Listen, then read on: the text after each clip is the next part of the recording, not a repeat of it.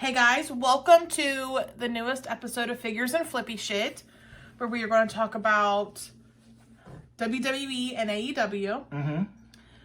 So, should we just jump right in? Yeah, let's get going. All right. So let's start where we always start with WWE's A story, which is the Bloodline. Yes. Every week there's development with this story. Yeah. I never feel like it's stuck in neutral. I had that complaint before when it was on Raw. But I don't have that complaint anymore because they even seem to be moving things on Raw. Roman's going to be on Raw next week. Yes.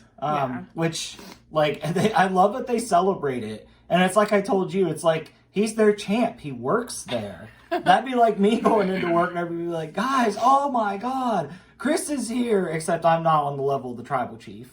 Yes. At my job. Well, we had on Raw, the only thing I can remember about...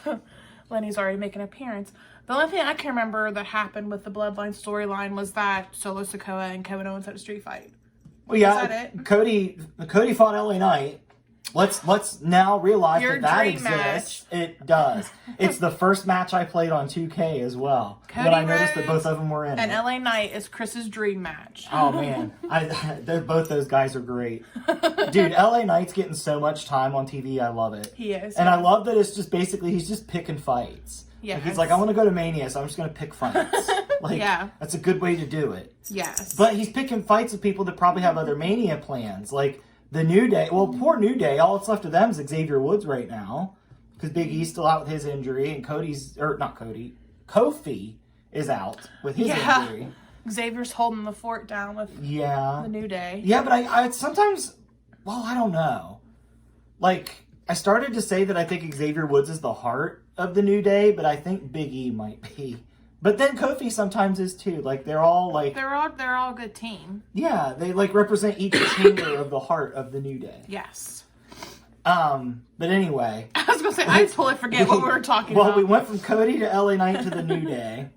So we'll talk about LA Knight more later when we get into other stories. So let's pivot back. So Cody wrestled LA Knight, and then Cody cut a really good promo, and no one can tell me that Cody's not passionate. He does have. I even noted he had a lot of passion in his promo. He does. You can tell he loves this. Yes. He loves wrestling. Oh, Manny. So we got a promo from him. He's talking about the same stuff he's been talking about. He's gonna go to WrestleMania. He's gonna beat Roman. I think he will. I do too. And I'm fine with it. Yeah. Because I think the way that the story's kind of building, and more of this happened, this is kind of a culmination of a couple SmackDowns, where Jay is definitely still coming off conflicted. He's attacking Sami, but he hesitates so much to do it. So I really feel like, especially this week, when Sami told Jay that he felt that Jay was mad because he didn't get to hit Roman with a chair first at Royal Rumble.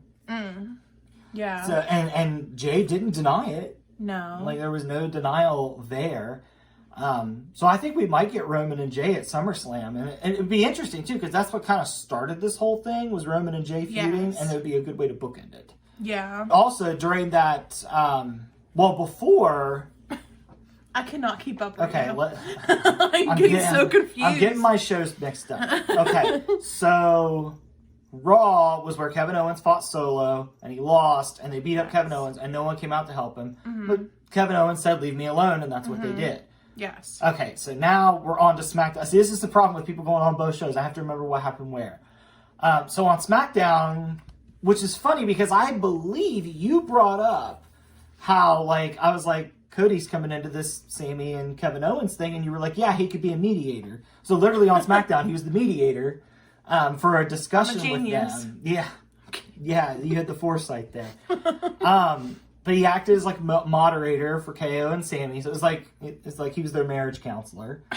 And basically, Kevin Owens brought up that he said the reason that he hasn't helped Sami is because Sami keeps saying, we don't have to be friends, and he's like, well, why would I want to fight along somebody that doesn't even want to be my friend? I know, that was... And it's like I want to take a step back and be like, Kevin Owens, I've seen all the shit you've done to Sami. Could you really blame him if he didn't want to be your friend? Like, what was it, NXT? Like, it's the night Sami won the title, KO powerbombed him onto the apron. It was, I don't know, it was a very emotional night with them. It was, because, like, they went out in the parking lot, and Sami said a line that I really, really liked. I told you, like, when it happened, I was like, oh, I like that line. Was Sami was talking about how if they could get on the same page, they could do something special. And he said, we could be the ones to take down the ones. And I really liked that. Yes, you really did. I thought I liked that. Like, I heard that line and I was like, that's a good line. Good job, Sami. So then we go out in the parking lot and KO drives off. It's like this big melodramatic thing. It was so dramatic. Like, it was Sami Zayn's like, I love you. And he's just like, Kevin Owens is just like, yeah. And then he got in his car and drove off. And I told you, I was like, when it happened, I told you, I was like, he's so conflicted, he'll be back. So we get to our main event segment with Sami and Jay, which brings in the Royal Rumble thing I said earlier. So I did go out of order. But then Sami Zayn's getting beaten down by Jay and Jimmy. And who came out and helped? KO. And the whole time that they were doing the mediation segment, the crowd was chanting, hug it out, hug it out. And then they hugged in the ring finally. And I think that's probably one of the loudest pops I've heard. And that's coming from Cody pops, Sami pops. Like, that was a otherworldly pop when those two hugged. And this is what WWE's been missing. There hasn't been any long-term storytelling. And when you're telling long-term stories, you can build the pops like this. You could make this a regular thing. Yeah. Why would you not want that? Yeah. Like, that to me is like the epitome of people being invested in your product. Yeah. So I don't understand why you wouldn't do that before. Yeah. But yeah, so that pretty much covers the Bloodline story this week. We had no Roman on either show this week. Referenced often, of course. Yeah, referenced. But we need to figure out, because Jay called him out last week on SmackDown, and Jay still hasn't come face to face with him yet. What did Jay say to him? I don't remember. He just, last week on SmackDown, he just told Paul Heyman, like, Paul Heyman was like, we're so glad you're back. And he's like, where's the tribal chief? Oh, yeah. And he hasn't seen him since, but he'll see him Monday. So I'm very interested because like we've wrapped up the Sami KO stuff. They're back on the same page. We don't have that drama anymore. And now we're moving seamlessly into drama of how is Roman going to receive Jay after everything that happened. So this story just keeps cooking and cooking, man. You love it. It cooks like Chef Ramsay. Like, it just goes. You love it. So I think you love it even more though because Cody Rhodes is in it too, and you love Cody Rhodes. Listen. Cody Rhodes still gets really good pops. I don't know how many baby faces could have survived essentially being in the spot that everyone wanted Sami in and the crowd's still behind him. Yeah. Like, Roman's career was derailed for years for that reason. Yeah. And Cody's just still trucking, man. Like, there's something... I know, it's just, I don't want people to forget that you love Cody Rhodes. I just think he's an interesting fellow. I know. He's an interesting dude. I know. If you go back and... I would love to have a conversation with him and just pick his brain. Look, if you go back and listen to every single one of our podcasts, you'll probably hear Chris talk about how much he loves Cody Rhodes. Well, I feel like I kind of have to make up for it because you, during the Sami stuff, you were always like fighting back against Cody. Yeah, I'm not now because Sami Zayn isn't forgotten about. That was my worry. Yeah, that was a lot of people's worry. That was Mick Foley mentioned something about that. Yeah. Yeah, that you can't let, and I don't think so. I feel like Sami is definitely still a focus. Yeah, and I've clearly and he's on both shows. Clearly moved on from that drama in my life. That was just heel Susan coming out. Yeah. Okay. Anytime I'm not happy, that's just heel Susan. I'm not actually that mean. Wow. Well, in any case, long story short, Bloodline story keeps trucking. Still keeps being WWE's best told story. But I want to pivot into the other story that I think is being really well told in WWE, and that's the Rey and Dominic stuff. Yeah. I get a kick out of it. Yes. You know, Dominic is just totally pissing all over Rey's parade going into the Hall of Fame, and the crowd just eats it up every time. Dom gets, I think Dom consistently gets the loudest boos every single time he's on TV. I think so. Dominic and Rey, Rey still will not beat up Dominic. I just want him to punch his son. And this has got to be the only time in history that this has been a warranted response. Because if you think about it, it's such like an old school attitude, like, oh, that kid needs knocked upside the head. And, you know, our generation is more like, maybe we don't knock people in the head. But with this Ray and Dominic story, we're all like, knock him in the freaking head. Like, hit him with his stupid haircut. And I know it's an homage to 90s Eddie Guerrero. And I love Eddie Guerrero. Oh, shit, it is? But yeah, because he was like, I wish Eddie had been my father. Dude, like, I just do you know about the custody battle? Because I know you didn't watch wrestling back in the day. Okay. I do. That's Rey Mysterio's favorite match in WWE. And I love that. Wait, that it is. Man, that was just a lot to unload about his hair, though. Like, yeah. And then you just threw him that so why quickly. have they not used that in the story? Because Dominic keeps talking about how Ray's a deadbeat dad. Ray could literally be like, Dom, my favorite match was when I won custody of you from Eddie Guerrero. Like, why did... Okay, now that I say it out loud, I know why they don't use it. But, I mean, you could word it better than I did. But anyway, like, have you ever gone back and watched that match? Have you seen it? I don't know. Because Dominic's in the crowd during it. that match, and he doesn't look any different. He just looked larger. Like, his hair's different. He didn't have the Eddie mullet then. That'd be so funny if he did, though. It would. It would look really funny on, like, and the however old he was then, like 8. I don't know. It would look funny on an 8-year-old, though. Oh, my gosh. But Ray still won't do it. Ray teased it on SmackDown because he was like, you know, somebody came up to me and was yelling all this crap. You know, I'd whip their ass. But you're my son, so I'm not going to do it. And I love you, no matter what. Yeah.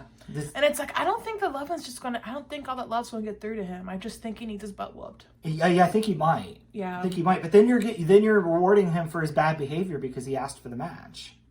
So, social worker, do we reward the bad behavior and Ray beats him up?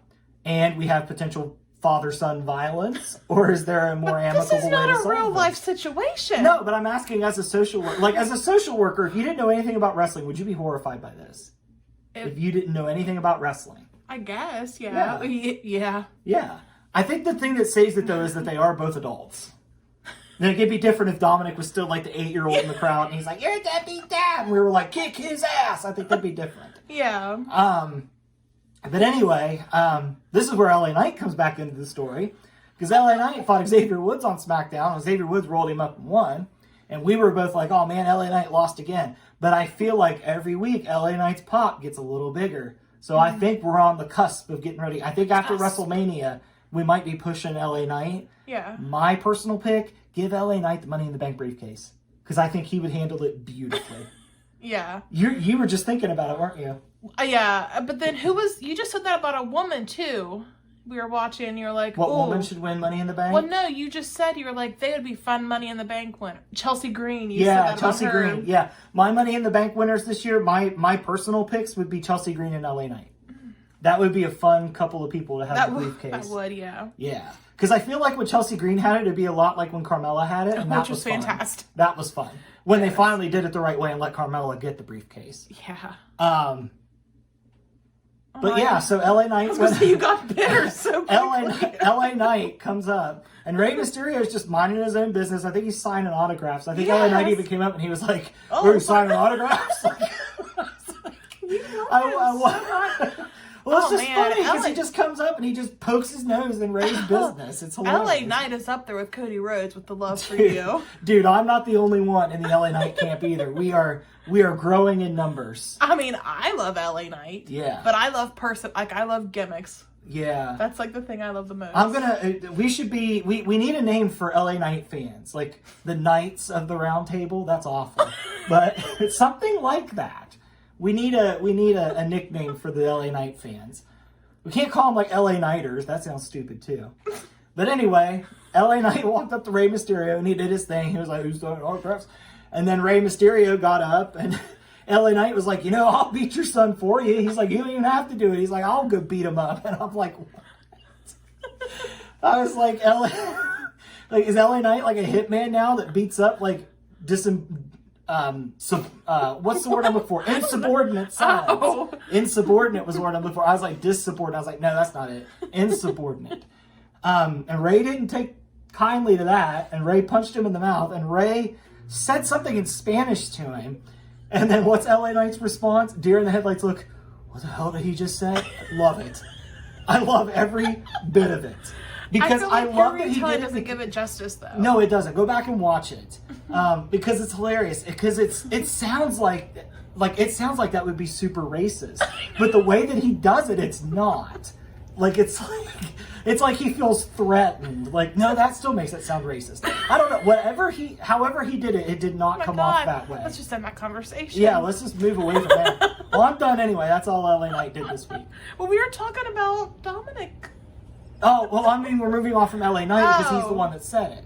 Okay. But that pretty much wrapped up the story. That's where it ended. We're going to get LA Knight versus Rey Mysterio next week. Yeah. Rey Mysterio will probably beat LA Knight. Dominic will probably come out and talk more trash. Well, LA Knight will do something hilarious. Well, on Raw, though, we did have a match with Damian Priest versus Dominic. Mm-hmm. Or Damian Priest and Dominic versus Johnny Gargano and Candice LeRae. Nope, Dexter Lumis. Candice Because we LeRae thought was it was outside. we thought it was going to be a mixed 6-man because Rhea Ripley was out there too, but it ended up just being the men. Oh yeah, I actually have Loomis written down here, but Yeah, yes. yeah. Loomis ate the pin on this, and well, my thing though is where was Nikki Cross? that's a good question. Because she literally stalked Candice LeRae to the ring. Was it last week? And Well, didn't making it Candice seem tell her like- to stop? But when did that ever stop? Nikki Cross has been stalking her for weeks and weeks now. I don't know. Maybe there's something on then, the WWE website that said that Candice got a restraining order or something. I don't know. But then but she could have helped out because wasn't Candice LeRae attacked by? Oh yeah, she was attacked by Rhea Ripley. So Because Nikki Cross looked at Rhea Ripley and So- said, "Screw Oh, that." she That's why.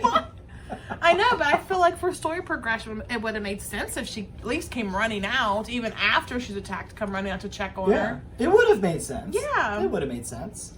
But no, I just That was think just my one gripe. I'm gonna go with option B. I'm nixing the restraining order idea. I'm saying Nikki Cross looked at Rhea and said, "Yeah, no thanks, Yeah. no thanks." I'm sorry. Go ahead. Were you going to say something else about that? I was just going to move on to a title. I was going to too. say, let's talk about the Raw title Well, pictures. before we talk about a title, I just want to say that we saw Miz interacting with Chad Gable and Rollins, and he is just so fun interacting with both. I love him interacting with Seth Rollins. The Miz or Chad Gable? The Miz interacting with Seth Rollins. Yeah. I think it's the Miz so eats fun. shit every week. But it's just so fun. But Yeah. I think it'll be fun to... Since Logan Paul obviously isn't going to be there every week, which I know you're not disappointed about. no, not at all. Not at all. The Miz will give Seth Rollins somebody fun to just murk every week. Yeah. Well, we also have Baron Corbin. What's going on with Baron Corbin? What are your speculations? Oh, we're telling a story. I think we're heading back toward bum-ass Corbin, which was something that was that whenever he was broke? That was whenever he was broke and he damn near turned babyface, from what I understand. We weren't watching at the time, but I heard he broke so bad that he damn near went babyface. We're doing that again? Maybe. Huh. Okay. Corbin plays it off well. Corbin's thing is he's always confident. So it's an interesting turn for his character when he's groveling.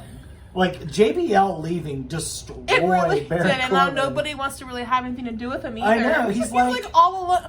He's was he the lone wolf? Is he the lone wolf? Is that his he thing? was in NXT. I wonder so if he's kind going of back to being the lone wolf. Maybe it's like the Well, I don't know how that would bum-ass work. version of the lone wolf. I just got really excited about his. I liked him in NXT. In NXT, he was the lone wolf by choice. I think here he's just going to become the lone wolf and be sad. Oh, that sounds fun.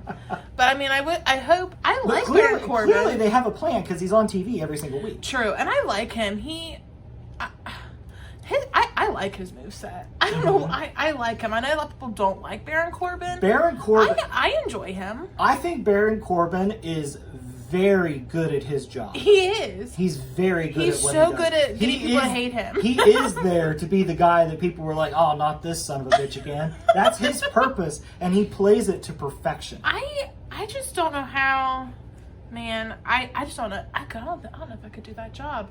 I don't even know if I could finish that sentence. But I don't know if I could do that job, though. To be the one that everybody everybody hates you. It'd be hard to do.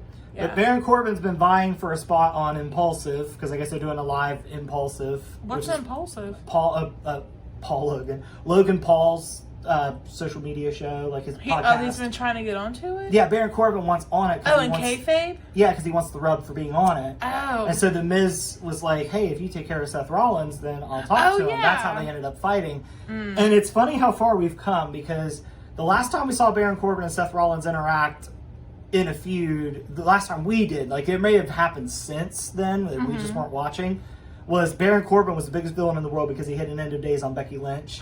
And he was this big thorn. Yeah. He caused Seth Rollins to get cashed in on by Brock Lesnar. Yeah. Baron Corbin just ruined Seth Rollins' life there for like the span of 10 minutes. Yeah. And now, like, Corbin didn't even make it to the commercial break before he was done. Like... Yeah. So it's interesting. It's interesting to see Corbin's fall, and I am interested to see what we're going to do with him after WrestleMania, because I think that's when we're really going to start kicking his story into gear. That's good. Good. Yeah. So and that'd be good for him because he's good at what he does. He should be on TV. Yes, I agree. Yeah. Okay. And then on for the title picture, so we'll go over those briefly because there wasn't too much that happened here. For the U.S. title, Austin Theory just fought Angelo Dawkins and beat him. There's not going to be much Austin Theory can do since John Cena's not going to be on TV with everybody else. Yeah. Yeah. So Austin Theory, they're just going to have to kind of keep him on the warmer just to make sure that he doesn't lose his heat. So that'll be an easy way to do that. That's a no-brainer. Put him out against somebody that people really like the Street Profits, and have him go over. That's easy. Yeah. Bianca fought Chelsea Green this week. I've been asked a lot what I think's going to happen with Chelsea Green, and I think her and Carmella. I think we could end up with her and Carmella as tag champs by SummerSlam. I think that they are really fun together. They're literally two Karens. Yeah. But could you see that? Could you see them being tag champs by SummerSlam? Because I could see that, yeah. Yeah, I could too. Yeah. Especially if Damage Control moves away from the title picture. Yeah. But Bianca fought Chelsea Green and Bianca beat her. And then Asuka came out because Carmella was doing the beatdown along with Chelsea Green. Yeah. And Asuka came out. And she got a hold of Bianca's belt, and she just played simple children's keep away. Asuka games. And then she started bleeding blue out of her mouth, and Bianca got freaked out, and then Asuka left. So that was the extent of the women's title picture this week. Asuka's so creepy right now, and I'm here for it. Which is funny, because like when she came out, I told you, I was like, oh man, she's dressed like the hip mom. And then when she left, she looked like a psycho, which is fine. She did. Asuka looking like a psycho should be fine. Right, I love that Trips is back in charge of booking her because he sees the value in her. Yeah, he had her champ forever. Yeah, she was. I think her official reign in NXT went down as 529 days. Which, if you've noticed, Triple H is a fan of long title reigns. Yeah, Roman's had his championship for damn near 1,000 days. Gunther's been champ 280 days. Before that, when he was running NXT and NXT UK. Butch, formerly Pete Dunne, had the NXT UK title for over 600 days, and then Gunther had it for another, I think he even passed that. So Triple H is definitely a fan of long tag reign. Braun Breaker. Yeah. He's definitely a fan of long championship reigns, and I'm okay with that because I've said I did. And I've said it before on this podcast, and I'll say it again. To me, however many titles or however many days and defenses you have is so much more prestigious to me than how many wins you have. Charlotte's 14 times as champ is not nearly as impressive as Roman Reigns' nearly 1,000-day reign. Yeah. It's not, and Charlotte's defended it, every time she defends it, she loses. Although, on SmackDown this week, I know they didn't really fight each other, but they had a pretty awesome brawl. Yeah, her and Rhea Ripley, it went for a while, too. It did. I was very impressed by how awesome that was. Yeah. They literally just went at each other, and they both looked kind of wrecked after. Yeah, this match definitely took the lead, I think, as far as best built of the two women's championship matches for Mania. Yeah. I think this match pulled ahead, and then, of course, it came out that Rhea and Charlotte is going to main event night one. Yeah. Which I'm not surprised. Eventually, Charlotte was going to headline one night of Mania. Oh yeah. So, but this will be good to do it in, and this will be a good spot for her to hopefully put the strap on Rhea. Yeah. Yeah. I know I kind of jumped ahead there to SmackDown, but there were a couple more things I did want to mention on Raw. So we did have Damage Control. They attacked Trish Stratus backstage. And Becky Lynch and Lita came in. Becky Lynch was like, just mad. Yeah, Becky Lynch Super does mad. not have time for this nonsense. No, she was on a mission. Yeah. And then I love, like, in promos when she's angry, because, like, when she's angry, her accent comes out more. And sometimes I don't even understand what she said, but I know when she walks away, she's pissed. Like, her face is always so, like, well, I don't know. I think it just looked like Zoolander, but still, like, yeah. Like, and that happened this week. Like, she was like, they did an interview with her, and she said one sentence, and I think I maybe caught 20% of it. But I just knew somebody was getting something knocked down somebody's throat. Probably teeth, and then she just stormed off. Yes. But, so, yeah, Damage Control is, they're being Damage Control. Yeah. They're causing damage, ironically enough. Yes. Which is probably the point. We also had Omos and Brock Lesnar come in the ring face to face. I remember when this happened, the first thing you told me was you said Omos has never been more interesting. Yes. And Brock Lesnar looked tiny. Compared to Omos. And we've seen Brock in person a couple times. He is not small. Not by any stretch of the imagination. So, it was really cool. Omos didn't really even do anything. No, he did. Brock made him look entertaining, though, based on, like... I mean, he did do things, but he didn't do anything to, like, make me feel like he was entertaining. I think it was just how Brock Lesnar was reacting to him. The funniest part of the segment, and I still get a giggle out of it every now and then, is whenever Omos and Brock Lesnar shook hands, and Brock went to pull his hand away, and Omos just held on to it. And Brock was just like, all right. And he pulled it again. And Omos still kept it. Yes. And most of the times I've seen that in wrestling, like, they try to pull, or, like, they poke him in the eye or something like that. And Brock Lesnar just stomped on Omos's foot like he was like, fucking stop it. Like, yes. It cracked me up that Brock Lesnar would react that way. And what's funny about it is just before that, MVP was talking about how Brock made it, like, he could tell he wasn't a technician because it was a mistake to lay hands on MVP. And when Brock stomped Omos's toe like that, my first thought was MVP. That was pretty damn tactical now, wasn't it? Oh, man. Yeah. I didn't catch on to that. Yeah. But I just love the stop it nature of it. Yes. Yeah, you did think that was funny. I did. I laughed about it for a while.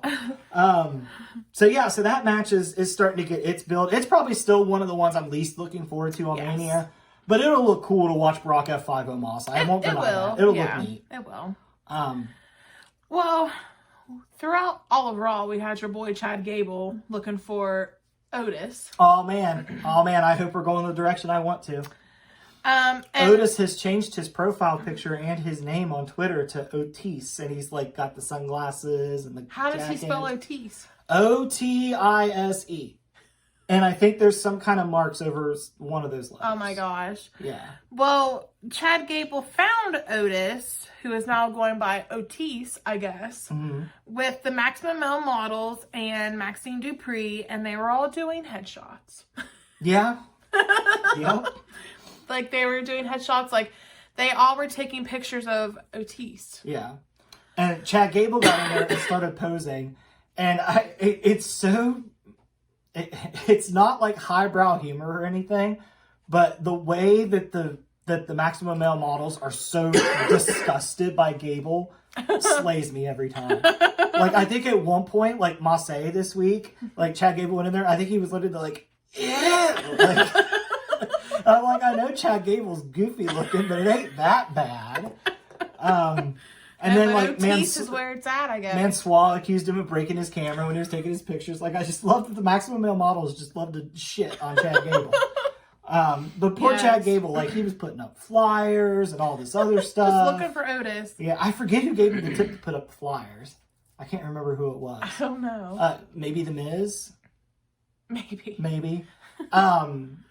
But I hope this results in a Chad Gable solo run, because I've said it before, I would love to see him go like Wrestling Machine Kurt Angle, because Chad Gable can go. He literally gets, like, every year I feel like he wins the most underrated or most underutilized or something wrestler. Yeah, because he's freaking great. Yes, he's so good. They just never use him that does. well. He's just like Angle. He can go in the ring. Yeah. He's funny when he's wanting to be goofy. He can come across as serious when he needs to. Like, He is literally Kurt Angle for this generation. Use him like it. Yeah. People like him. Yeah, he always gets a response. You see his shirts in the crowd, and you know he's not doing that much to, like, warrant people buying his shirts based on just, like, what they have him doing alone. Yeah. Like, he's good at what he does. Yeah, he is. Let's use him more. After WrestleMania, let's do a little... Wouldn't it be fun to build a little story like that for Gable to run through the summer and, like, maybe give him a marquee matchup at SummerSlam? Yeah. I think that would be fun. Yeah. And I think you could turn him babyface by doing that. Just have the Maximum Male models keep beating him up, have them go heel, and you can have Gable become a face out of it. Yeah. I mean, I feel like you could turn Chad Gable face pretty easily. Yeah. Especially if he stops telling people to shoosh. But then we would miss that, and that's fun too. I'm so conflicted. Oh, man. Well, that was really all for Raw that I had, though. Yeah. Raw, you actually enjoyed Raw this week. Raw was probably my favorite wrestling show of the week that we watched. Mm-hmm. So, that's a struggle because Raw is so freaking long. Yeah. It cannot keep me entertained, but it did this week. Yeah. Yeah, so Raw was good. Yeah. And there's more that happened on Raw. We're just covering stuff that, like, contributed to a story. Like, there is a story with Elias and Boogs, but I'm just not super interested in it, so I don't really talk about it. Well, yeah, this is just stuff. We don't discuss everything. No, we tried that. It's just stuff that pop out to us. Yeah.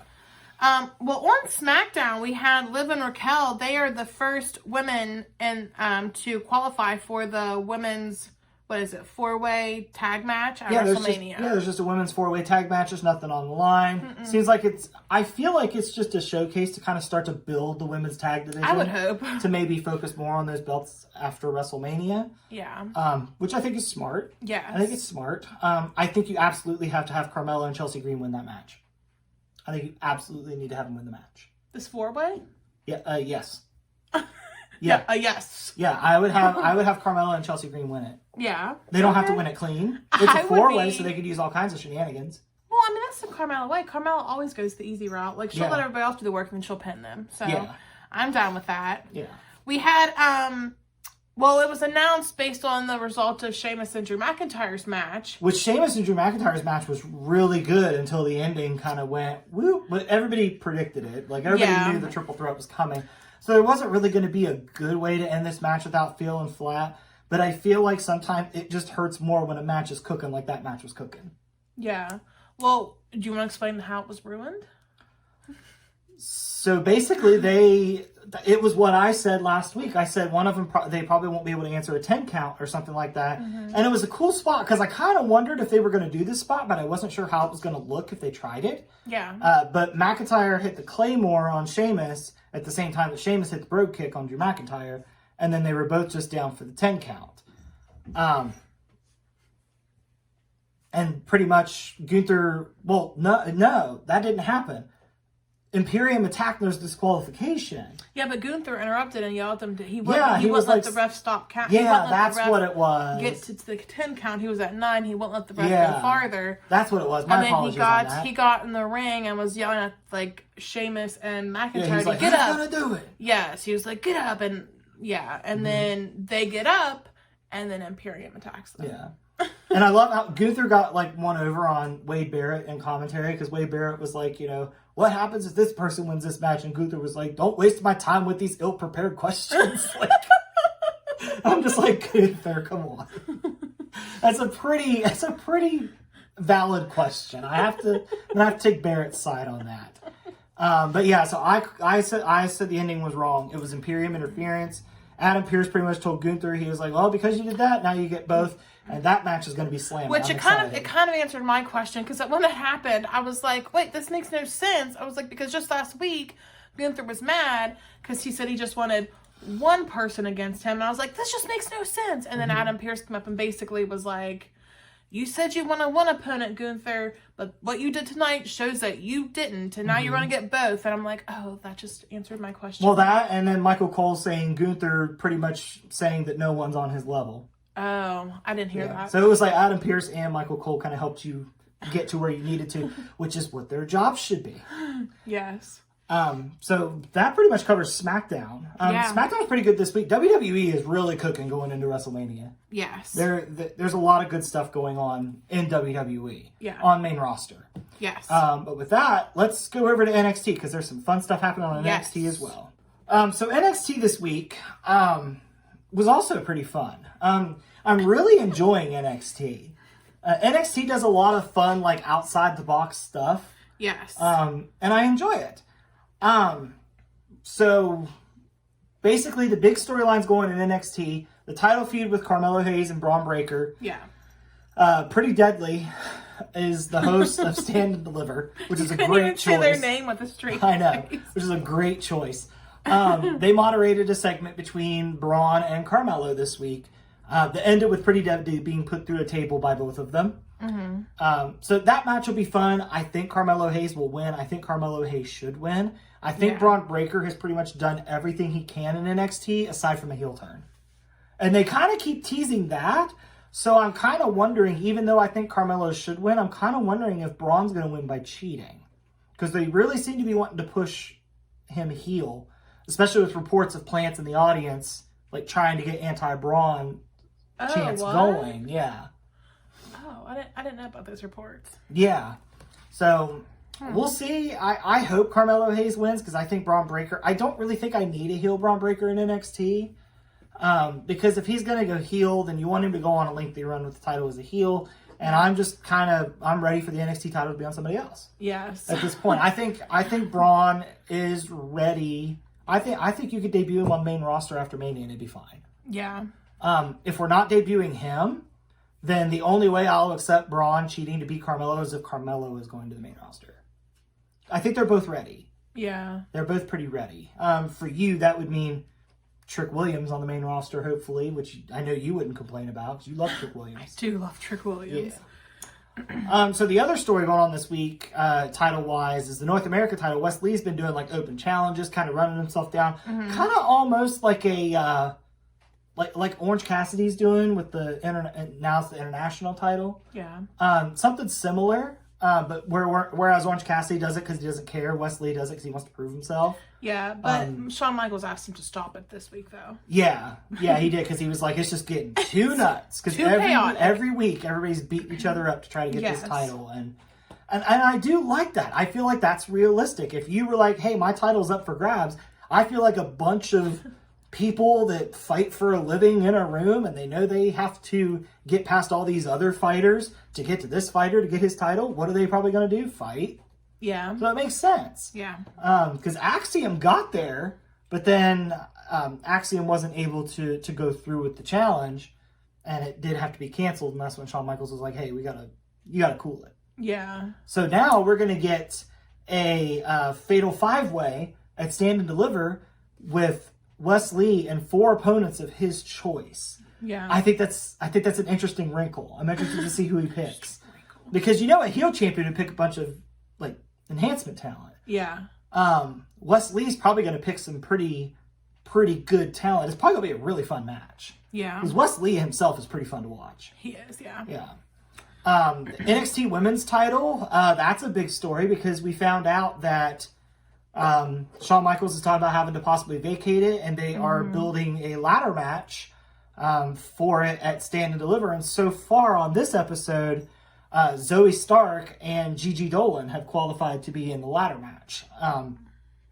Yes. I did see a report that there is something going on with Roxanne. Like, it's not an angle that they're doing? It's her fainting is an angle because that's not the issue. Oh. But I guess there's not much being said about it. It's very tight-lipped. Oh. So I wonder if that makes an angle.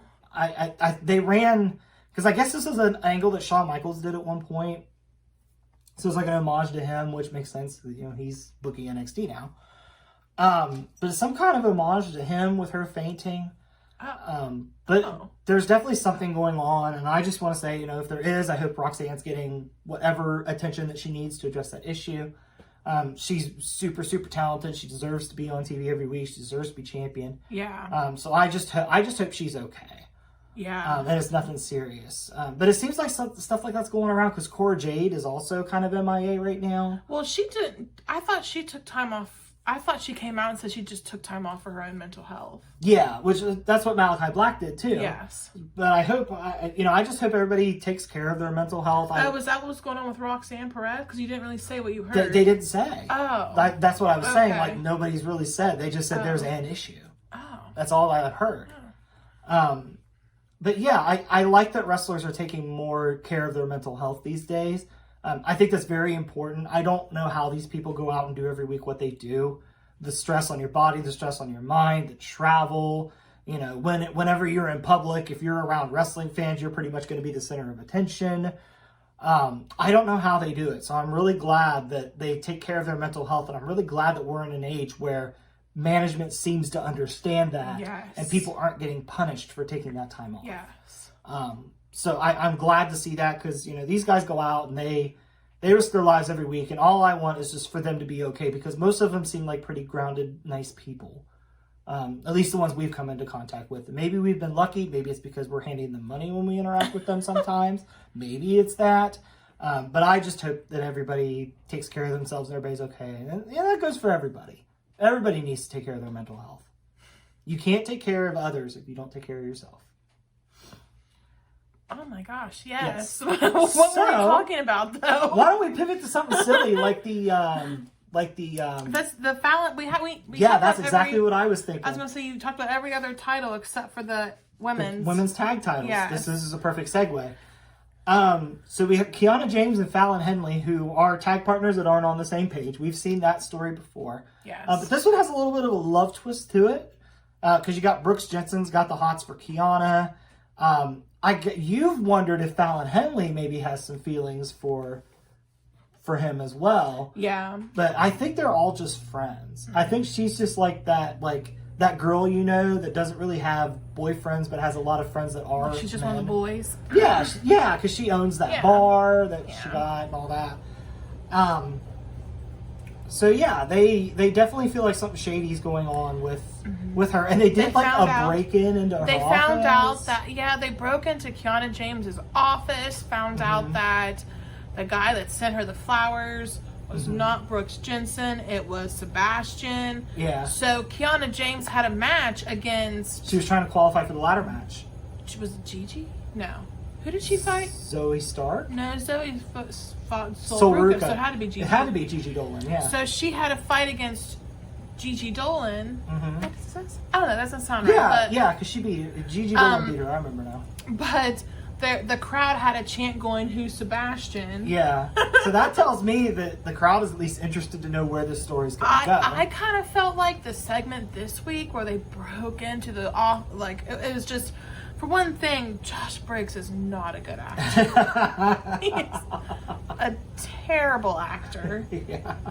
But at the same time, he's kind of funny because he's so terrible. I don't know. Mm-hmm. But I just felt like it was weird, and it took a long time, and I don't know. He wore a ghillie suit to the break-in, which was funny. It was funny. He's just this redneck person. It's a silly story, and it's being treated like it's silly. It is. I typically enjoy it. This week was just a little weird. I don't know why. I don't know. We'll see how. But I enjoyed it though at the same time. But and we found out who they're going to wrestle at Stand and Deliver. It's Alba Fire and Isla Dawn. So I feel like they're going to put the titles on Alba Fire and Isla Dawn. I feel like they're gonna get those women's tag titles. Yeah, I feel like these two they just have the titles right now. I feel like because maybe Isla Dawn and Alba Fire maybe needed a couple more weeks to work together, maybe to kind of gel together. Yeah. Maybe. Yeah, and I kind of wonder if since they're the longest reigning women's tag champs, I wonder if Caden Carter and Katana Chance are going to go to the main roster after WrestleMania. Yeah. Or maybe you could put them in that women's four-way. Like as singles? No, the women's four-way tag match. Maybe you could put them in there. Yeah. I think that would be cool. Have somebody represent Raw, have somebody represent SmackDown, have somebody represent NXT. I think that would be cool. Yeah. And I think that Caden Carter and Katana Chance would be great representatives for NXT because they are the longest reigning women's tag champs. Yes. They don't have to win, but being there would be cool. Yes. Well, we also had throughout this whole thing, we had Johnny Gargano was basically the target of Grayson Waller this week. You love Grayson Waller. I love Grayson Waller. It was really cool because Grayson Waller did a live stream again this week. But he was in front of Johnny Gargano's house. So of course I was watching the live stream until it ended. But it was just him calling out Johnny Gargano, talking about how he was in front of his house, and which he literally was. Yeah. And then at the end of the show, there's Johnny Gargano. Well, it wasn't the end, was it? Was it the end? No, it wasn't the end. It was toward the end. Yes. Where Gargano showed up at his house. Gargano got home. He realized that Grayson Waller was there. Well, once he found out, I guess he didn't realize it. He found out. Yeah. And then he made it home. And then they're just fighting in their front yard. And Candice LeRae comes out holding their kid. And it's and in my head, I was like, what are the neighbors thinking? What are the neighbors thinking? Because you can just see all the neighbors' houses and like... Yeah. And it's funny because I saw a lot of people saying that like Candice LeRae's acting this week in that segment made Josh Briggs look like Brendan Fraser. Yeah. Like, well, she had a baby. At the same she time, couldn't she had really the baby. yell. Yeah, so she didn't want to freak out the Stop! baby. Like, and the baby was already starting to cry a little bit, and you could tell he was wanting... Is it a boy or a girl? It's Quill, yeah. Okay. Like, Quill was, like, reaching for Johnny Gargano, and she's like, no, not yet. Like, so, like, it clearly upset the little baby, so she can't scream holding the child. So, I saw some comments on the live thread, too. They were like, oh, man, I can't wait for the Quill Gargano Grayson Waller retirement match. Like, but, yeah, so, I thought that was fun. Yeah, and I like how it was introduced, too, because, like, I'm going to praise this, and then I'm going to make a little joke about it. Okay. So I love that instead of popping up on the big screen like things always do, Vic Joseph saw it on his phone and he was literally like, Johnny, hey, come here. Yeah. So I thought that was cool. But then after I thought about it for a few seconds, I was like, Vic, you're at work. Why are you on your phone? Like... Well, he probably got a notification. Maybe he follows Grayson him on Waller's Instagram. live. That's Okay. how I know. It pops up that he's live. Okay, I'll give you that. Yeah. I'll give you that. And he was like, what? Yeah. He was, because like on commentary he's like, Booker, and it was weird. It was like, what is going on? And then he like walked up with his phone, and so I just had to make the little joke, but I do appreciate how that was much better than just appearing on the big screen. Like, this felt actual real. It did, yeah. Yeah, it was cool. Except for the fact that I also saw a comment where somebody said, man, if Johnny Gargano lived in Rey Mysterio's neighborhood, Waller would already be downtown. Like, yeah. Yeah, so Johnny Gargano, move closer to Rey Mysterio, or figure out who Rey Mysterio called to get Dawn Maria out of there so quick. All right, so there's a couple other things to finish up on NXT. So one random question is, why did Tatum Paxley turn on Ivy Nile? Yeah, that came out of left field. I mean, I knew that they had been like talking about how Isla Dawn and Alba Fire had gotten in their like heads, but I thought it was just they weren't going to fight together, not that they would like break up. I mean, I guess Tatum Paxley was done with all this Diamond Mine stuff. I mean, I don't blame her. I know, because you don't really care for the Creeds. No. Like... Ivy Nile is impressive because she's just such a tiny girl, but she's so buff at the same time. So I wouldn't F with her. Yeah. But the NXT's down another tag team, so hopefully we'll be building some. Oh, that's true. To challenge Alba and Isla once they win those titles, which I'm pretty sure they're going to do, because I think Fallon Henley and Kiana James are going to have a falling out. Yeah. And then the last thing that I see that you have noted there is Chase U. Yes, of course, Chase U every week. So we had Andre Chase was talking to Duke Hudson. I don't remember what they were talking about. Duke Hudson was kind of apologizing, like... Oh, was he? And no, he wasn't. Andre Chase was talking about how, like, Chase U's done more for him than he thinks. Because he's like, you want to win. You weren't like that before. Like, oh, okay. So, he's pretty much saying, like, Chase U's better than you think it is. Well, we had, like, in the background, though, during the little talk, we had Schism just kind of creeping in the background. Yeah, it was Rockstar. Yeah. Yes. So we had her just kind of creep in the background. But then whenever Andre Chase left, she actually walks up to Duke Hudson, takes off her mask, and they want him to join Schism. Yeah. I think they want Thea Hale and him. I think he'll do. Dude, what if he actually stays and Thea Hale goes? Because she's been harboring her like inner peace here lately. So thanks to I don't even know if this is how you do the inner peace thing. Mm-hmm. Obviously, I don't have my I could see it. I feel like we're going to build to a match of like, well, we already kind of did a Schism tag match, so I don't know. Mm-hmm. But I do agree with you that like it would be a little swerve if Thea did turn. Yeah, but I do feel like Duke Hudson's going to go to Schism. Somebody is going to go to Schism. Mm-hmm. I think it'd be interesting. I think it'd be more interesting if Duke Hudson tried to join Schism and they rejected him because they wanted Thea Hale all along. Oh, I mean, they did kidnap her. Yeah, that's that did happen. That'll do it. Yes. That'll do it. But I mean, that's really all that I can. Did anything else happen on NXT? That was really.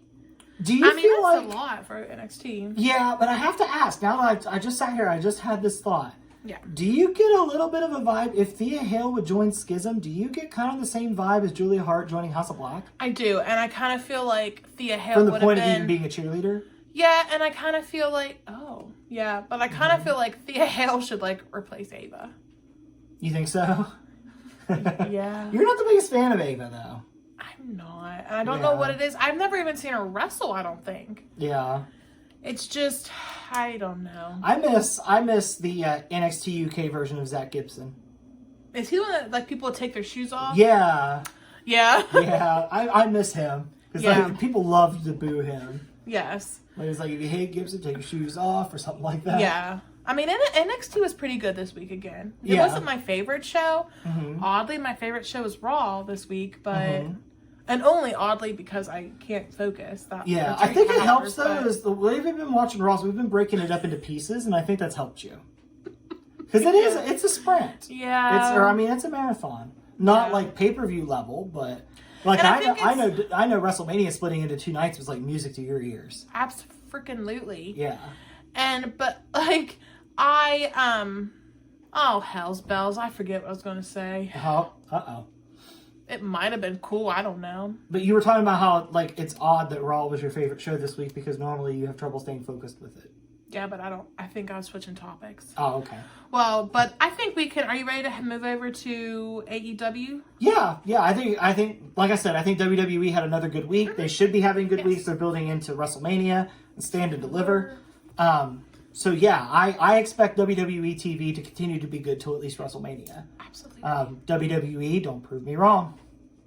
But now I think we can pivot and talk about AEW. Okay. So AEW, I thought, returned to form this week. Last week felt kind of flat. Mm-hmm. I feel like this week AEW brought We have to talk about, oh my gosh, MJF's Rebar Mitzvah. Yeah, well, we'll start there because that's the world title picture. So that's true. Yes, so MJF comes out. He's got these women escorting him.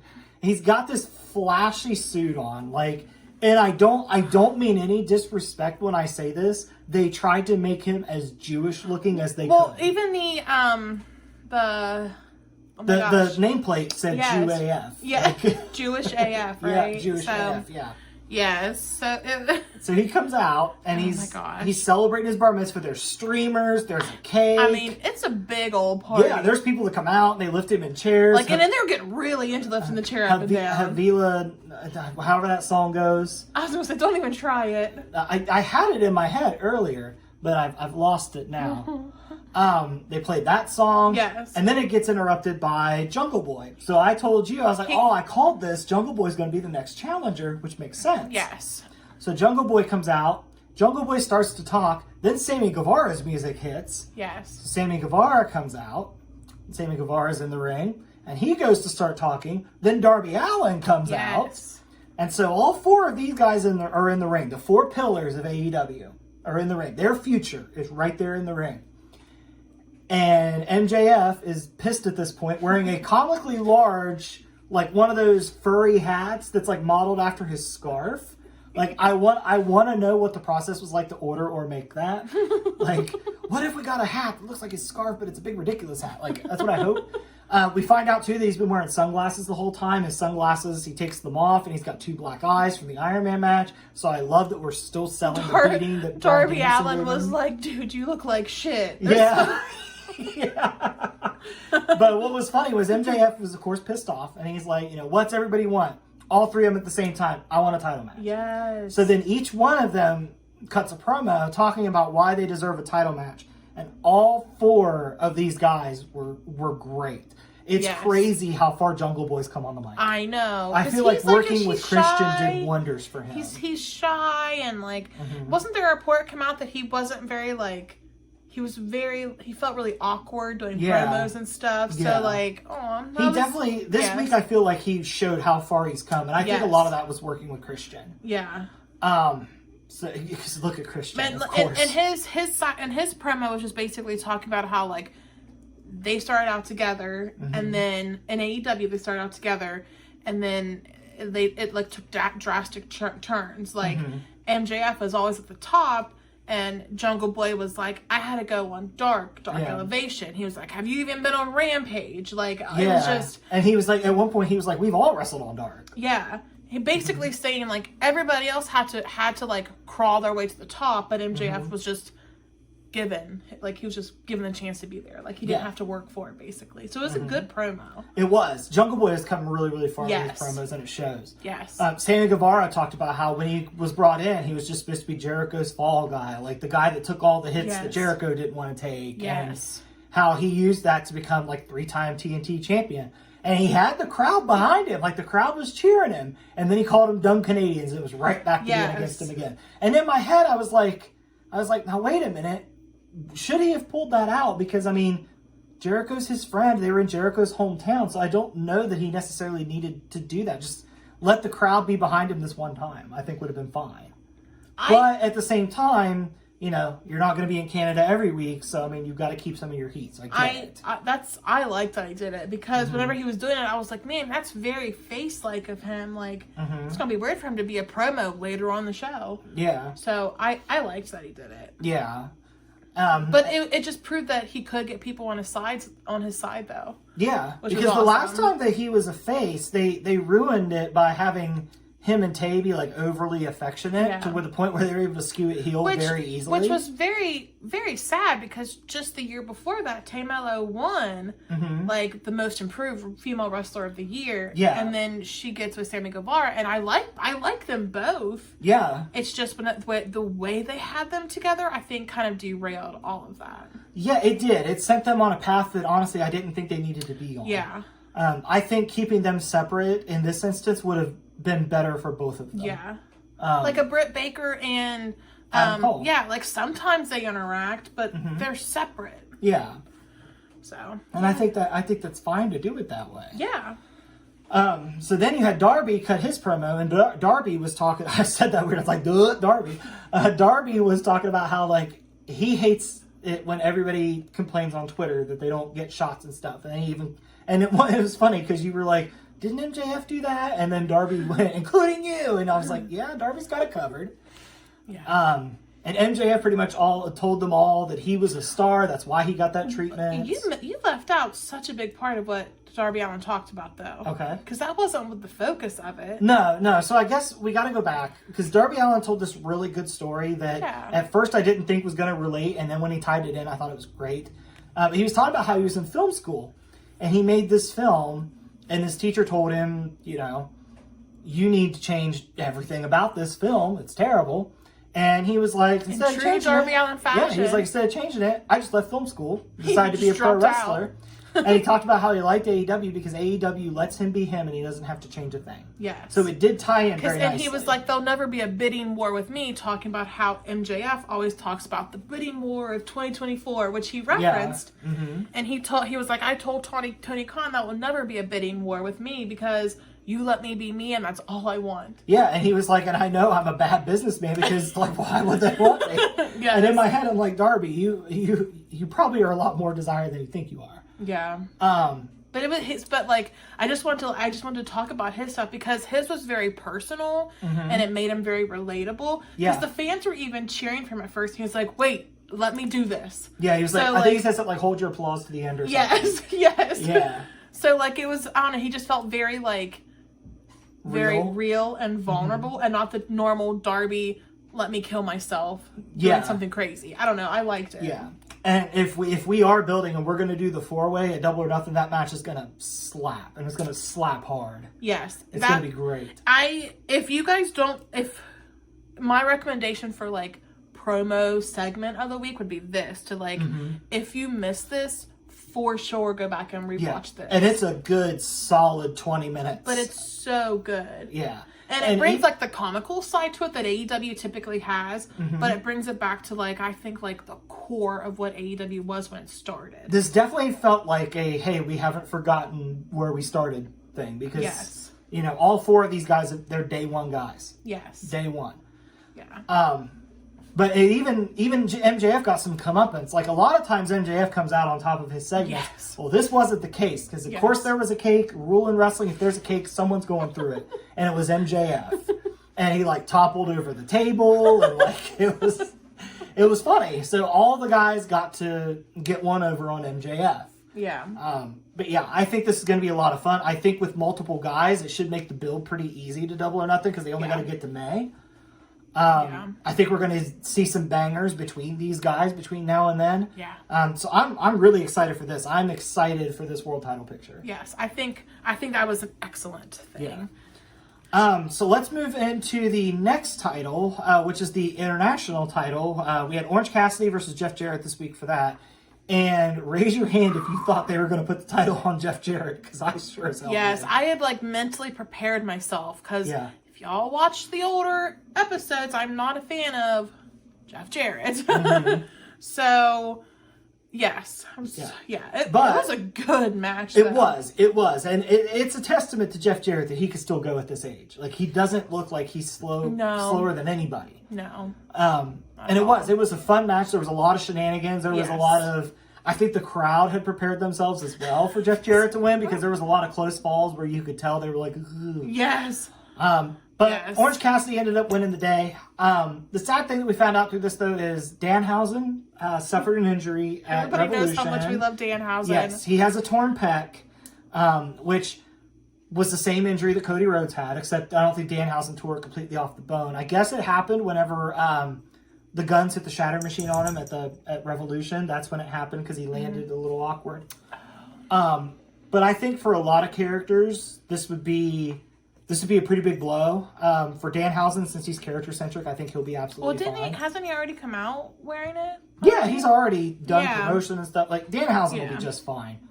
But, you know, like we said with Roxanne, you know, hopefully Danhausen has a speedy recovery. I hope this doesn't stop him from coming to like Toy Hio. Oh, I don't think anything will keep Danhausen away from toys. That dude, I feel like has a standing appointment at Toy Hio. But he hasn't been announced yet for June. Ethan Page hasn't either. Kip Sabian put on before that. Anyway. But just a little sidetrack on the toy conventions. We want to start maybe doing some videos from the conventions and try to get those up on YouTube for you guys. Yeah. So we go to Toy Hio every 3 months. Yep. And we have a few things coming up. Next month, AJ, our editor, my brother, over on the Popcast Network, he's actually going with us next month. We're going to go up to Kevin Smith's comic shop, the Jay and Silent Bob's Secret Stash. And then in May, for our wedding anniversary, you and I are going to go to Toy Headquarters over in Lexington. Yeah. So that'll be fun. I don't know what else we're going to do in Lexington, but we're going to do that at least. Yeah. So we do have some toy hunting coming up. I know the podcast is called Figures and Flippy Shit. We've definitely skimped a little on the figure talk, but, you know, with the cruise out of the way and everything, we're hoping to be able to do more toy hunts and bring more content like that to you. That being said, so the international title picture, Orange Cassidy wins the day. I don't think they built another challenger for him yet. I don't think so. No. On the other side, the TNT title. So it seems like Wardlow is still involved in this story. It turns out that Aaron Solo was the one that broke into the car. Mm-hmm. And I thought there would be a bigger reveal than Aaron Solo. Like, I know Samoa Joe teased it. I'm glad it wasn't Samoa Joe. I'm kind of done with Samoa Joe and Wardlow. Yeah. Plus, Samoa Joe's over on Ring of Honor killing it from what I understand, which is not surprising. Samoa Joe kills it anywhere he goes. Samoa Joe is somebody else that I really, really enjoy. But it seems like that's going to keep going on because Powerhouse Hobbs kind of called out Wardlow. But then we found out on Rampage, which we'll talk about this, we got Wardlow versus Rey Fenix for the TNT title. This match was a ton of fun. Yeah. I wondered how the styles would clash because Powerhouse Hobbs is power. And Phoenix is probably my favorite luchador in wrestling. Oh, really? Yes, I can't get enough of watching Rey Fenix. That dude does things that I am convinced are physically impossible. That dude he's got the it factor. Both Lucha Brothers, but especially Rey Fenix. But yeah, it was a fun match. Powerhouse Hobbs won clean, even though QT Marshall and Aaron Solo were ringside. That's where I got Solo. My mind went to Solo Sikoa for a second. All he did this week was murder Kevin Owens. He wasn't even on SmackDown. But anyway, they were ringside. They didn't even interfere. Hobbs won this straight up. Yes. And the way Rey Fenix took those spine busters was great. And Rey Fenix ended with this big welt on his back. Like, he looked like he'd been in a fight. So we'll see where it goes. We'll see where this thing goes with Wardlow. Hopefully, I mean, I kind of hope that after this, maybe Wardlow is MJF's next challenger, since MJF was talking about in this last promo how he beat everybody in that ring already, and Wardlow's someone he has not beat. So I think that would be the logical next place to go. Yeah. And you could do that for All Out, which is interesting because that's where it was last year that MJF no-showed that meet and greet and people were worried he wasn't going to make the match with Wardlow.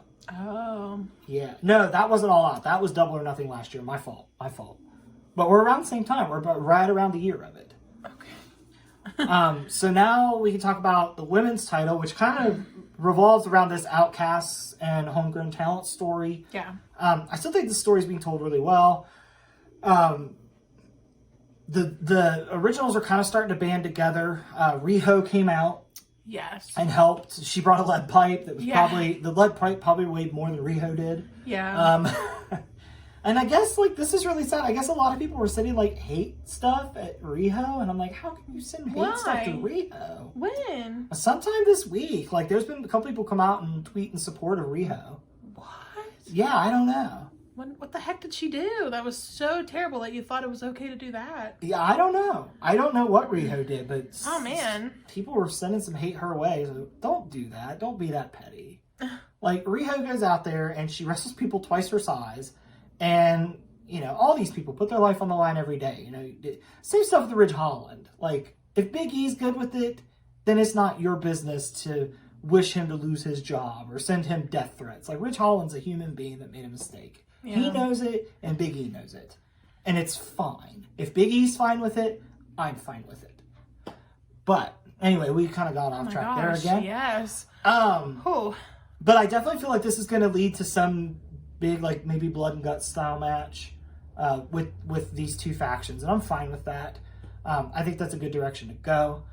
On the TBS side of things, AEW pulled out a debut.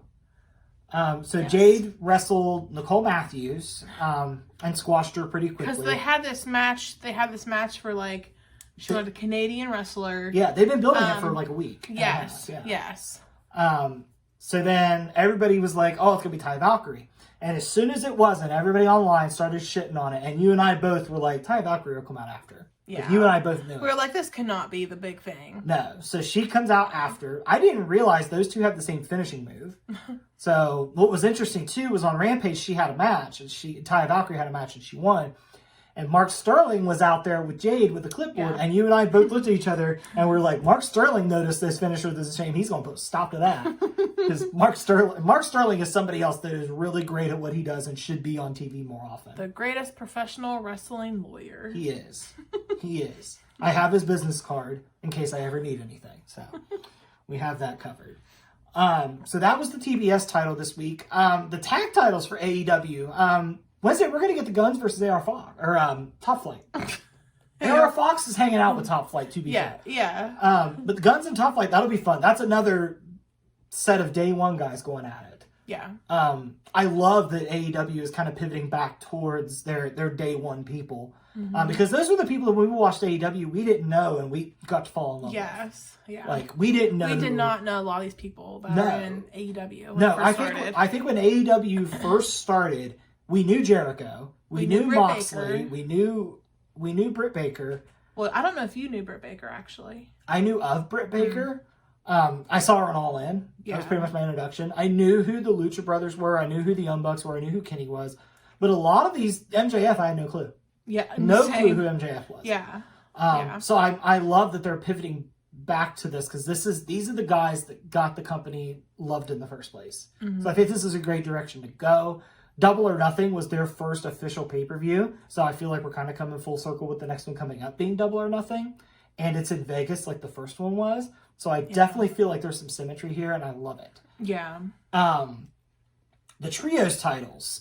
So we had a crazy-ass trio triple threat for the main event of Dynamite. And at first, I was like, man, should this match main event? Once I heard the crowd response for Kenny and Jericho, yes, absolutely, that match was the main event. Yeah. No questions asked. Yeah. And it was a lot of fun. So did you see say who was in it? The Elite? It's the Elite. Versus Chris Jericho, Sammy Guevara, Daniel Garcia, Jericho Appreciation Society versus House of Black. Yes. So, yes. So there's another match that kind of ties into what happened at the end. Well, first of all, the match, I'm not going to recap the match. Just go check it out. It's a lot of fun. It was a lot of Jericho shenanigans took a and fun. beating. House of Black looked awesome, as they always do. It was just so fun because the match first started. And, like, I don't even think there had been any, like, wrestling happen. There were just people, 4 guys, just on the 4 corners of the ring. And everybody was, like, there's, like, a holy shit chant. Like, this is awesome chant. Yeah. And House of Black does that. I don't know what it is. They just seem so badass. See, what's crazy is House of Black could have easily gotten lost in the whole Kenny and Jericho being in the same ring. Yes. And House of Black did not, if anything, they would take the spotlight and put it back on them. Yeah. And House of Black's just a really cool faction. Really, really cool. Like, I just look at them and I think that's cool. Right. Even Julia Hart included in that, just because she just looks like somebody you do not want to mess with. No. And what's funny is on Rampage, Daniel Garcia and Brody King had a match. Oh, by the way, House of Black retained. But go check the match out. So on Rampage, we had Daniel Garcia versus Brody King. And I don't know what possessed Daniel Garcia to do this. But Daniel Garcia went over and started like pitching the idea of him and Julia Hart. And I was just like, Daniel Garcia, what are you doing? Does she look like the type that's just going to be like, yeah, let's go get a milkshake and watch a Matthew McConaughey movie? No. She looks the type of like, we'll go back to my house and I'll sacrifice your soul. Like, she looks more like that. But so I don't know. Maybe Daniel Garcia likes goth chicks. I don't know. Maybe. I don't know.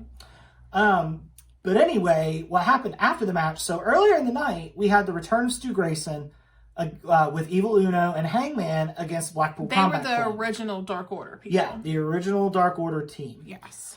And man, Stu Grayson's so good. I forgot how good Stu Grayson is. Yeah. And it actually was announced that he is back with AEW, Yes. so that's awesome. I'm definitely excited for more Stu Grayson on my TV. Plus, I like whenever he was on Evil Uno's vlogs. Yes. Doing the angry. He was the gym guy. He was the gym guy. Yeah, he would rate it. He would like rate the gym based on angry stews. Yeah. That was fun. It is. So it's definitely great to have Stu Grayson back. Yes. But anyway, I think we have confirmed that Blackpool Combat Club is a heel group now. Yes. Because they just absolutely... Well, first of all, Wheeler Yuta knocked out Hangman with a ring bell, so Hangman was out of commission for probably 80% of the match. And mostly I feel like a lot of the time Evil Uno was in the match. Yeah, Evil Uno and Stu Grayson really carried the Dark Order side there. And they did fantastic with it. I think they got This Is Awesome chant, right? They did. And everybody was super stoked to see Stu. Yes. And I know Evil Uno is really excited because he posted about getting to work with Stu again. So that's and Evil Uno is such a nice guy. That makes me warm in my heart that Uno gets to work with his friend Plus, we both again. have a cat named Lex Luthor. Yes. So there's that. But yeah, so basically this match was won by the Blackpool Combat Club. Yes. And Alex Reynolds and John Silver chased them off before they could finish beating them up, which I thought was kind of funny. The Blackpool Combat Club ran from Alex Reynolds and John Silver, but I mean, they were fresh, so it does make sense. Now, how this ties in the main event is that there was a brawl that happened during the main event where Dark Order and Blackpool Combat Club were fighting in the back, and the brawl spilled out after the ending of the Triple Threat Trios match. So what happened was Blackpool Combat Club came out. Hangman Page was in the middle of the ring with Blackpool Combat Club on the outside. Well, then the Elite slid in behind Hangman Page.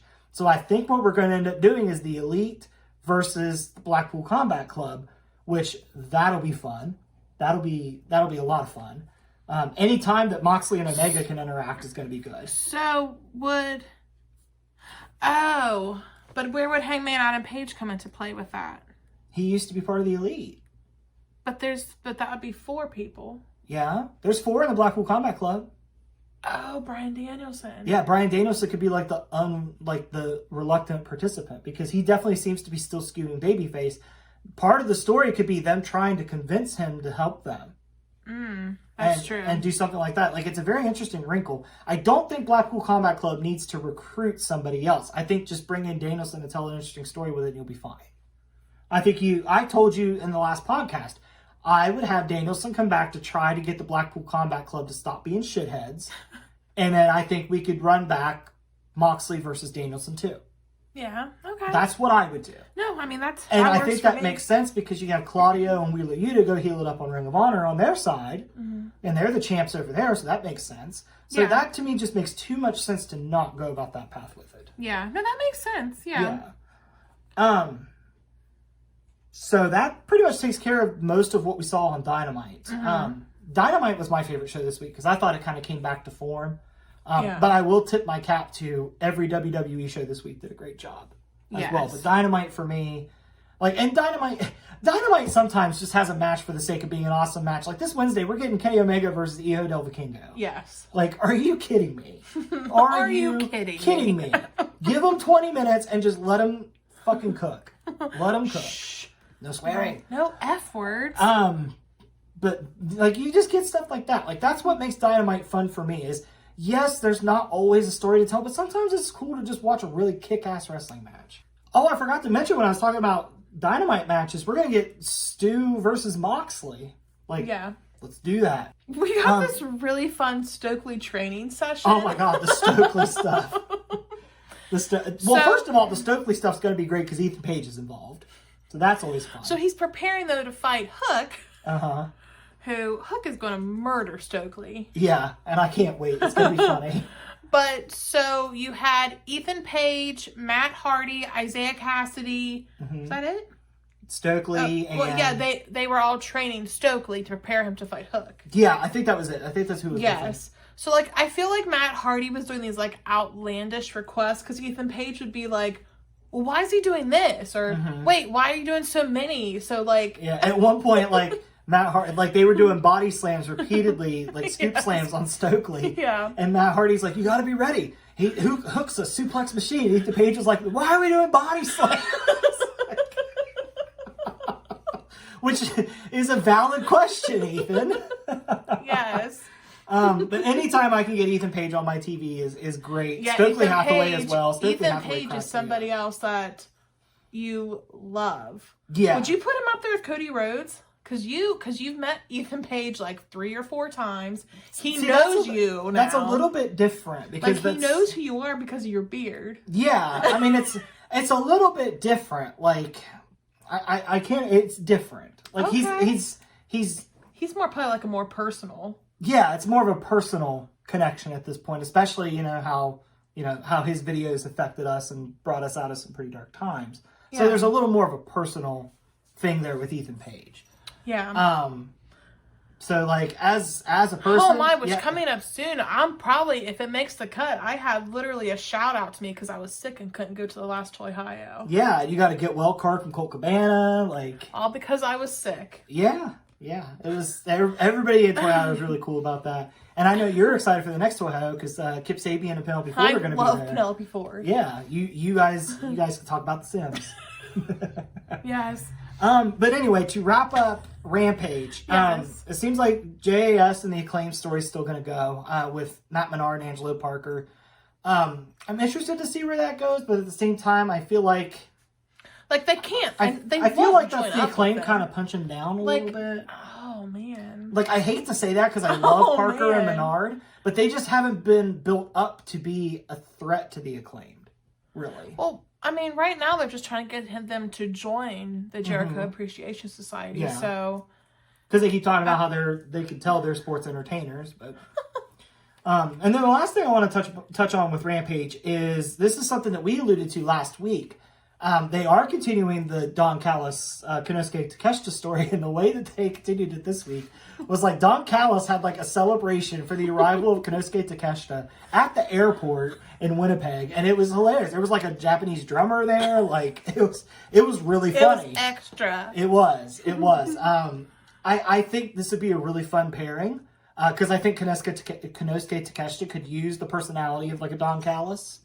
Yeah. Because he's already over for wrestling. Yeah, he is. He's a over fantastic like wrestler. He's a fantastic wrestler. And I still say heel Takeshita take the title off of Orange Cassidy. I still think that should happen. That would be fun, yeah. And then I could see like Takeshita and Don Callis like going around like Japan defending it.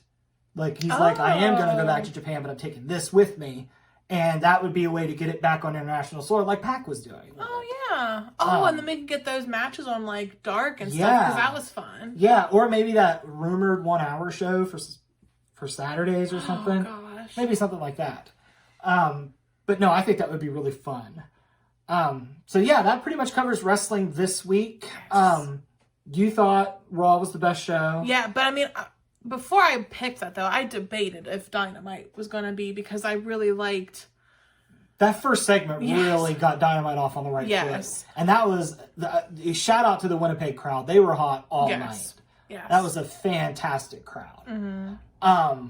Which makes sense. I mean, they had Kenny and Jericho on the card together. Like, how could they not be excited? Yeah. But they still showed out for every segment. They did, yeah. So it was a great crowd. So we will be back next Saturday to cover this coming week in wrestling. Don't forget, you can find us, if you're listening through audio, you can find a YouTube edit of this video, or of this podcast on YouTube at Figures and Flippy S. If you do find us on YouTube, make sure you like, subscribe, and comment. If you're already on YouTube and you don't want to pull up YouTube in your car or anything while you're driving, you can find us on Spotify. And on Spotify, we are under, is it also Figures and Flippy S on Spotify? I believe so. Okay. And then I know, like, Anchor was picked up by Spotify, so does, like, is it still going to be on Apple Music and all those places? Mm-hmm. Okay, so anywhere you get your major podcast, you get the audio file. You can come to YouTube for the video file. Yes. AJ will edit in some fun pictures to kind of cover what we're talking about. So keep an eye on the lookout for that as well. And like I said, we got toy hunts coming. 2K23 I've dived into it. I've already completed the John Cena showcase. I twitched it the first night I had it. I haven't twitched it since, but that's because I shut down my Xbox the wrong way and I broke Twitch. But it's back. So I'm thinking of doing a stream tomorrow night. Doing the My Rise is what I've been working on now. And I have a female character that I'm using for the My Rise. And it's a pretty fun little thing. You get to work with Molly Holly and like, oh, that's cool. I've already gotten in, like, I just helped Cora Jade fight off Toxic Attraction, so yes, the game's out of date. But without Mandy Rose? Without Mandy Rose. Mandy Rose is not in the game. That's why I had to download a community creation for her. So yeah, lots of good stuff is coming. Lots of good stuff. So like I said, like, subscribe, comment, tell your friends if they're into wrestling. If you want to just hear a couple normal Joes, just have a casual conversation about what's going on with the two big companies, that's us. Once again, shout out to AJ, our editor, who does a great job. And he'll be doing our videos moving forward. That being said, I think the only thing left to remind everybody is that wrestling is a community. Yes. Yes. So happy trails. We will see you all next week. Bye.